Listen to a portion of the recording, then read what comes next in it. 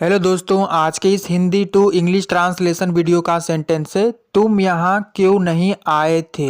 तो चलिए हम इसे इंग्लिश में ट्रांसलेट करते हैं। अंत में आए थे। यदि सेंटेंस के अंत में क्रिया के साथ या आ ई ए करके आए तो ऐसे सेंटेंस होते हैं पास्ट इंडेफिनिट का। लेकिन यदि सेंटेंस के अंत में क्रिया के साथ या था ई थी ए थे करके आए, जैसे इसमें है आए थे, तो ऐसे सेंटेंस होते हैं पास्ट परफेक्ट टेंस का।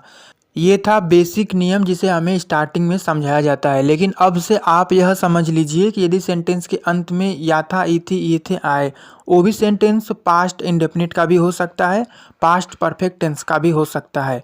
तो चलिए जानते हैं कि दोनों में क्या डिफरेंस है। जब कोई कार्य या घटना एक निश्चित समय से पहले पूरा हो गया था तो वो होता है पास्ट परफेक्ट टेंस के नियम से इंग्लिश में ट्रांसलेट। अब सेंटेंस का सेंस क्या कहता है ये आपको समझना होगा।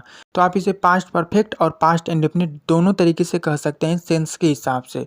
तो नॉर्मली आप इसे पास्ट इंडेफिनिट टेंस में ही ट्रांसलेट करेंगे। तो अगर यह पास्ट इंडेफिनिट टेंस में ट्रांसलेट करते हैं तो ये WH word interrogative negative sentence है। तो पहले रहेगा WH वर्ड क्योंकि इंग्लिश वाई, उसके बाद हेल्पिंग वर्ब। तो पास्ट इंडेफिनिट का हेल्पिंग वर्ब डिड, फिर सब्जेक्ट रहता है तुम की इंग्लिश यू, फिर नॉट, उसके बाद वर्ब है इसमें आए, आना की इंग्लिश कम, फिर अंत में लिखेंगे यहाँ की English here.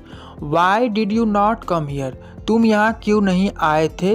Why did you not come here या why didn't you come here, why didn't you come here. या फिर आप इसे यह समझते हैं कि ये पास्ट परफेक्ट टेंस का सेंटेंस है सेंस के हिसाब से।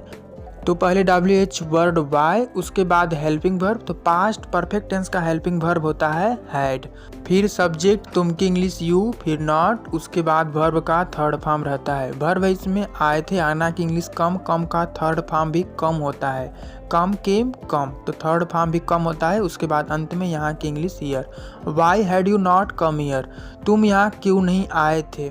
Y had you not come here. या फिर यदि यह सेंटेंस हो तुम यहाँ क्यों नहीं आए थे जब मैं यहाँ था, इसकी English why had you not come here when I was here. तो मिलते रहेंगे इसी तरह के नए नए Hindi to English translation practice video में। तो अभी तक चैनल पर नए हैं तो चैनल को सब्सक्राइब करें। Thank you for watching.